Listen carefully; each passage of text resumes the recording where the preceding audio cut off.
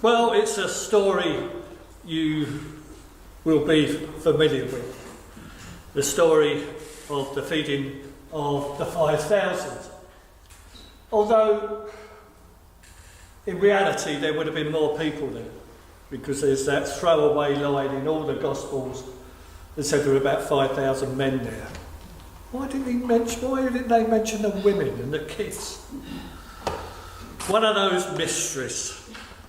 But there we go. We're looking at these signs in John's Gospel, 7 of them. Here's the list. I've just moved them out of order. I don't know why on that slide I've got there they put the feeding of the multitudes after Jesus walks on water, because that's next week. But anyway, they're the signs. We've looked at the first 3. Last week was the healing. Last week was the healing of the lame man at the pool of Bethesda. And this week we've got the healing of the multitudes. John's Gospel is full of signs. Not signs on posts, but rather in the form of Jesus' actions and words. Now, we are used to signs today. They're absolutely everywhere. There's signs in this room, aren't they, telling us which way the fire escapes are. There's signs on doors telling us where the loos are and this way in the offices. We go out on the road and we wouldn't be able to count the amount of signs we see each day, would we? There are so many, they're absolutely everywhere. But the signs we're talking about here is Jesus' actions and his words. It's easy to say, well, these are miracles, but they were more than miracles, because we need to look at why Jesus performed a miracle, what that miracle meant. That's what it's all about. Generally, these are signs of God's kingdom, the action of the kingdom, the purpose of the kingdom, and the place where we, I'm sure, would want to be with Jesus in his kingdom, here on earth and in heaven. So let's just remind ourselves of what the actual words of the Gospel say. Jesus crossed Lake Galilee, which was also known as Lake Tiberias. A large crowd had seen him work miracles to heal the sick, and those people went with him. It was almost time for the Jewish festival Passover, and Jesus went up on a mountain with his disciples and sat down. When Jesus saw the large crowd coming towards him, he asked Philip, "Where will we get enough food to feed these people?" He said this to test Philip, since he already knew what he was going to do. Philip answered, "Don't you know that it would take almost a year's wages just to buy only a little bread for each of these people?" Andrew, the brother of Simon Peter, was one of the disciples. He spoke up and said, "There is a boy here who has 5 small loaves of barley bread and 2 fishes. But what good is that with all these people?" The ground was covered with grass, and Jesus told his disciples to have everyone sit down. About 5,000 men were in the crowd. Jesus took the bread in his hands and gave thanks to God. Then he passed the bread to the people, and he did the same with the fish, until everyone had plenty to eat. The people ate all they wanted, and Jesus told his disciples to gather up the leftovers, so that nothing would be wasted. The disciples gathered them up and filled 12 large baskets with what was left over from the 5 barley loaves. After the people had seen Jesus work this miracle, they began saying, "This must be the prophet who is to come into the world." Jesus, realised that they were trying to force him to be their king. So he went off up into a mountain where he could be alone. Let's just think of the background of this for a moment. There was a great crowd. And although that's a good film of the feeding of the 5,000, I don't think it really gives us a good account of what it would be. We know from the other Gospels, because all the Gospels mention this event, that Jesus did a lot of teaching there. They just didn't walk out to this place and then think, oh well, they need feeding. They'd been there probably all day. So it's a bit difficult to get the crowds. But let's face it, and that indication there is that no self-respecting Jew living in Palestine at the time would have set off from home without some supplies. There were no shops on the way. Villages were sparse and could never cater for people coming round. Bread was baked in people's homes, apart from the large cities. It was baked in homes. So there's no bakeries you could go, no shops to buy food. Fish were caught by the fishermen around the lake, and if you wanted fish, you walked down to the lake to buy some. So people would have a supply at home, dried fish, bread would be baked daily, and they would carry water too. You could stop at a petrol station and pick up a few plastic bottles of water. You had to take it with you, and you'd have taken it with you in a skin. So people would have set off with some sort of supplies, but obviously not enough for the amount of time they actually spent there. I would imagine that people went and gathered, expecting Jesus to speak for an hour and then come home. But as the talk got more interesting, then they began to stay, and they would eat. And as darkness came, then came the problem. They hadn't got supplies for an evening meal and to go back home with, because they wouldn't have travelled normally in the dark. Unless the moon was out, they wouldn't have been able to see. It would have been pitch black. So we need to bear that in mind, but it doesn't dismiss anything of the miracle. Jesus saw that there was a need for the people to be fed, and they hadn't got food. He saw the need. He had compassion. And so he started to pose a few questions about the disciples. Had they thought of this? Something they needed to be aware. Part of God's provision for us is that God's people are hospitable.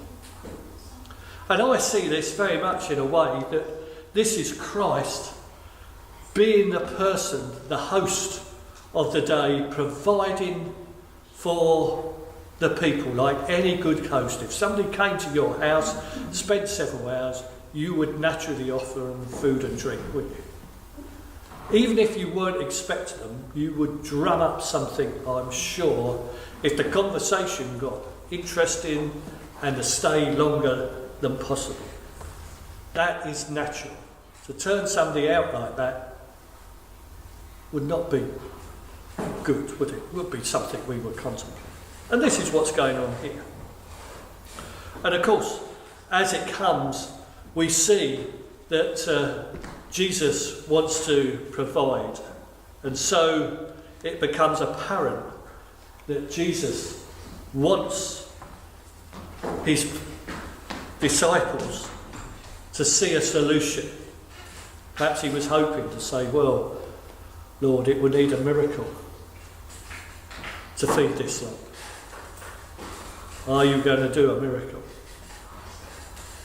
But Jesus, that doesn't come, so Jesus tempts the disciples. So he asked Philip, but he asked Philip because Philip was from Bethsaida, so he wouldn't have lived very far from this. He would have known the area well, the natural person to ask. Well, Philip, where do you suggest we get food to feed this lot? And all Philip can see is the financial cost of it, the economic solution, if you like. It would take enormous amounts of money. We would have said 200 silvers, coins mentioned, 8 days, 8 months, wages mentioned, and that would be. But it would have been enormous to feed perhaps 10,000 people. That was Philip's solution. And then Andrew comes along with a small boy who he's obviously seen has still got some food. And so he mentions it to Jesus. And Jesus sees an opportunity to show God's love, God's compassion on the people. Andrew brings the boy. He knows that's not going to solve it. But part of what we need to understand about this miracle is like that hymn we sung from Francis Havergay Riddle there, wasn't it? Take my life. If you take a bit of my life, take what I've got, God, you can do something with it. And this is part of the whole scenario, and it should be part of our life. None of us can do everything we want. So that shouldn't put us off from trying things, from doing things. As we say, we get involved as a church with the feeding of the homeless once a month, one Sunday evening a month. Now that doesn't solve the problem, but it helps part of the problem. And there are other people that do various things, and through faith, many people who are needing food are fed, aren't they? Through the food bank and everything else. It's not that one person provides everything, everybody provides a little, and that has spread all over the country in this thing. And Marilyn was talking about a new project just starting off near the Children's Centre. What was the project? What's it called? Community Fridge. Community Fridge that started up, and Marilyn's going to investigate it more, about a group of people collecting food that's being thrown away from supermarkets. The stuff that never gets eaten, but it's past their sell-by date, so they can't sell it, but it's perfectly edible. We know that goes on in the country, and there's tons of it.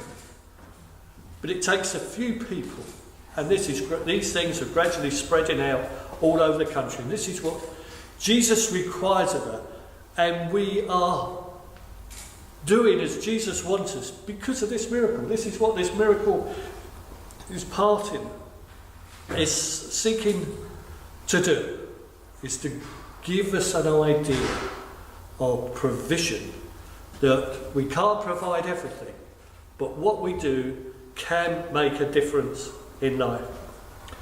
It's very interesting when you look at the wording of this story. It tells us that Jesus gave thanks for the 2 fishes and 5 loaves, and then the miracle happened. He actually uses the word Eucharisti, from which we get the word Eucharist. So he's using words that talk about God's provision in the text. And the amazing result is that God's passion and God's people are fed Although food was miraculously provided, we need to remember the miracle was it came from nowhere and it cost nothing. That's the miracle. Jesus doesn't just provide food. God just doesn't provide for us. When he provides for us, it costs us nothing. It costs him a lot.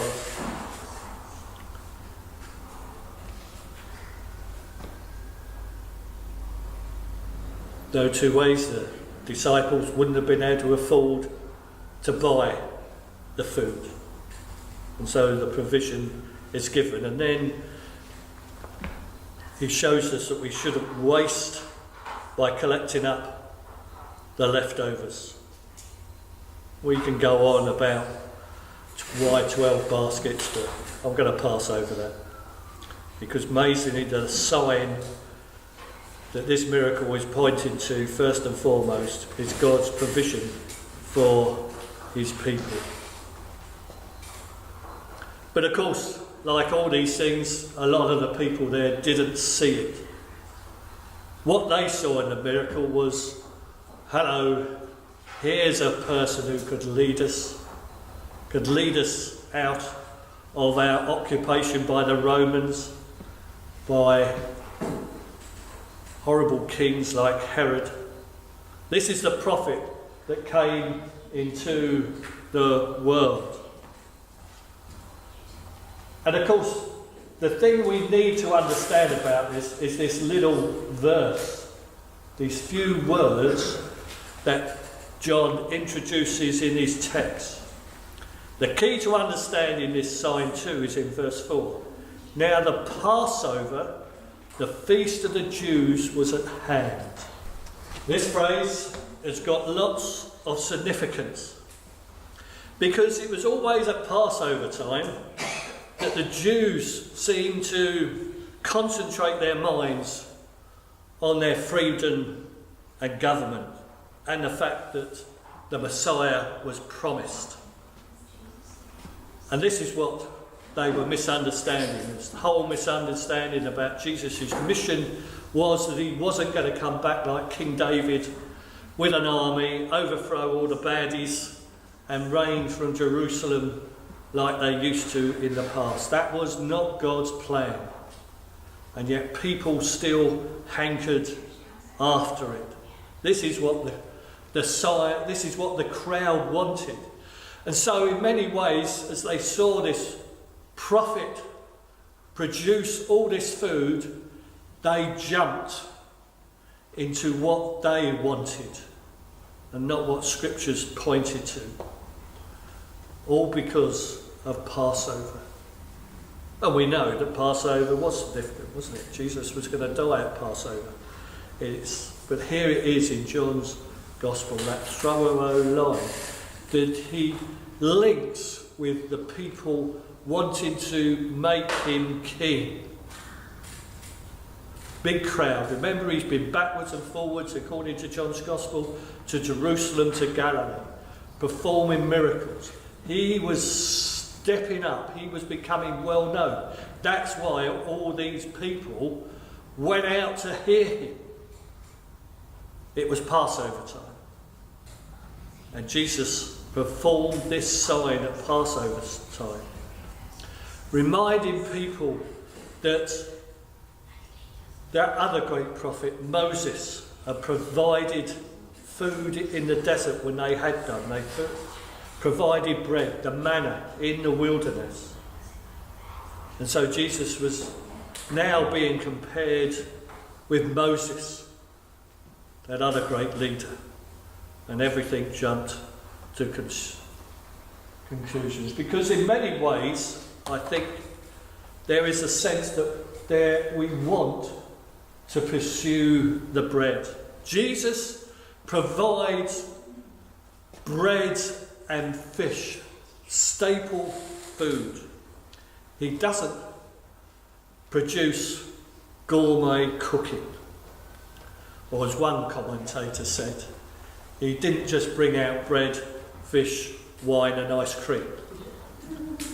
He provided the basics. And this is what Jesus has been teaching all the time. He's providing the basics of understanding the kingdom. And people are jumping to conclusions and not understanding his teaching. And why was it? There wasn't much of a consumer society back in Jewish times like there is now. We live in the consumer society, aren't we? And we're used to wanting more than what we need. That's how this world operates. We've moved on tremendously since Jesus' time. But the people still wanted that sort of thing. Their pursuit of wanting everything just didn't come down to brick houses and their own will. They wanted more bread, they wanted servants to make their daily living more easily. But Jesus provides just what is needed. And that is true with us today. I think we need to remember that. Jesus' compassion for us, his love for us, our desire to answer prayers. But he's not seeking to over-provide in monetary and consumer ways these days, and never has and never will. The abundance of the miracle here was apparent to everybody, but they didn't see that solely as bread, they saw it as power. They would regain their power as a people, and that's not too good. But the Passover at this time was a clear signal that God had sent somebody. Yes, his servant Messiah, not a second Moses or a second David. And so the feeding miracle wasn't just an act of compassion, though we may assume that Jesus was concerned for the well-being of the crowd. He is also the prophet whom Moses spoke. He's a kind of second Moses, feeding God's people in the wilderness, but being as a servant. So in many ways we might say the crowd only got things halfway. They wanted to manipulate Jesus into going far more than his mission would ever be. These crowds came to hear, and I expect read more into things than what he was saying, but these things would linger in their heart and they would understand afterwards. And of course, part of this whole goes on to see Jesus as the bread of life.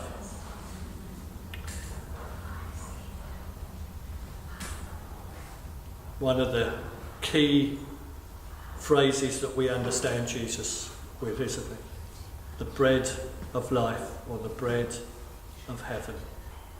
The sign was that we also needed to offer ourselves, and that is still true today in many ways. Jesus is our bread of life, supplying all we need to enjoy life in this place, to encourage us to think of the future in the kingdom. But in the meantime, he's looking for us to contribute to God's kingdom ourselves. In the hands of God, we are, because Jesus is the bread of life and he comes to provide this day and all days.